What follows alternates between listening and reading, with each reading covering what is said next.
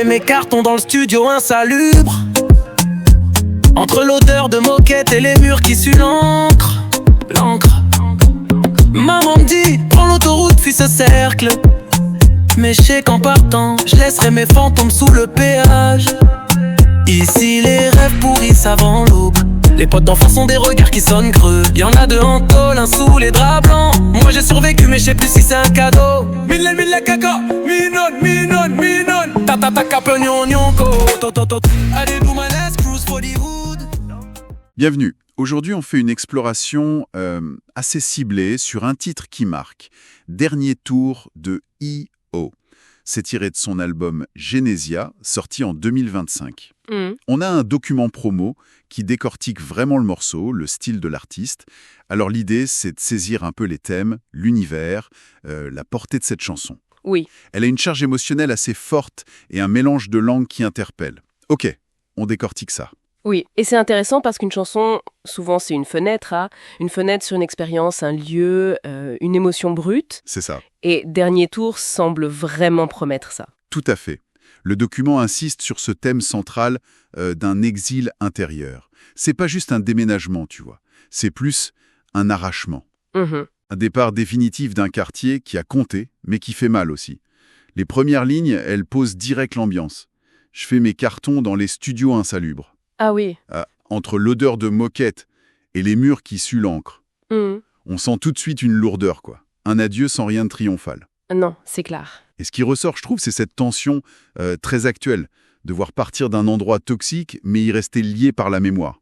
C'est faux. Ce qui est fascinant ici, justement, c'est comment le refrain incarne ça, cette dualité. Notamment avec ce langage hybride, français et pidgin. Oui, j'allais y venir. Il dit « I did do my last cruise for the hood. Shop fronts don't scatter, bench them don't wood. You no gon' see my face by summer, but I go pack the pain and hope for my bumper. » En gros, ça veut dire « Je fais mon dernier tour dans le quartier, les façades sont pétées, les bancs sont vieux, tu me verras plus cet été, mais j'embarque la douleur et l'espoir avec moi. » C'est puissant comme image. Oui, et cette langue, elle est brute, elle ancre le truc dans le réel, presque dans la chair, tu vois. Ça parle à plein de gens, j'imagine, cette expérience de... Partir, oui. Devoir partir, mais sans pouvoir oublier. C'est une nécessité, mais impossible d'effacer. Et la musique, apparemment, elle est décrite comme minimaliste, percussive. C'est ça. Ça doit accentuer cette tension, une sorte de pulsation qui accompagne une délivrance, mais une délivrance difficile, quoi. Oui, c'est l'impression que ça donne. Et l'histoire qu'il raconte est hyper réaliste. Quitter un lieu devenu trop petit pour les blessures, mais en même temps trop grand dans la mémoire pour l'effacer. Il y a des flashs très précis, comme le parc.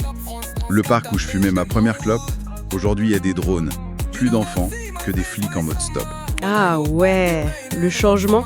Voilà. Et c'est là que ça devient vraiment intéressant. Cette lucidité presque brutale face aux traumatismes, même familiaux.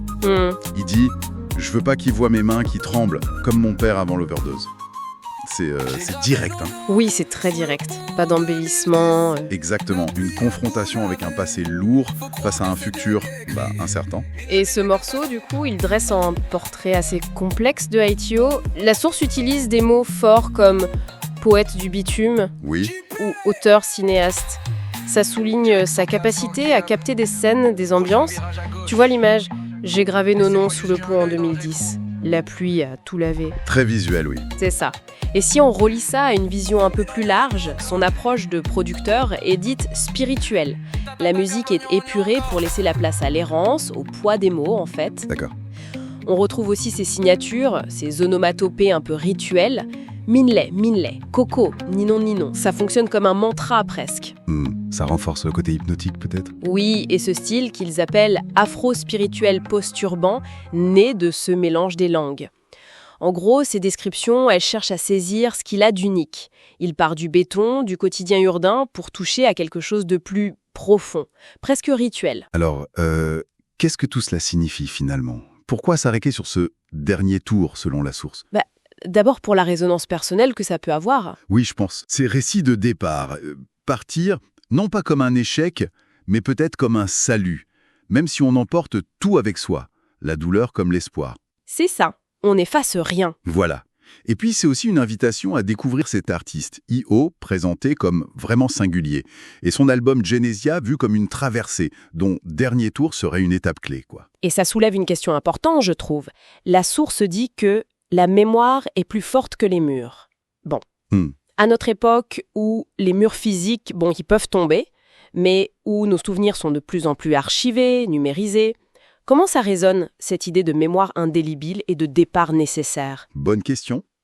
Si on emporte la douleur et l'espoir, comme il dit, c'est quoi le miracle ou la fuite qui attend après ce dernier tour? Qu'est-ce qu'il y a après? C'est une réflexion intéressante que le morceau laisse en suspens finalement. Oui, c'est une densité et une profondeur assez remarquables pour un seul titre, effectivement. Ça donne clairement envie d'aller écouter plus attentivement I.O. et de voir ce que donne cette traversée annoncée avec Genesia.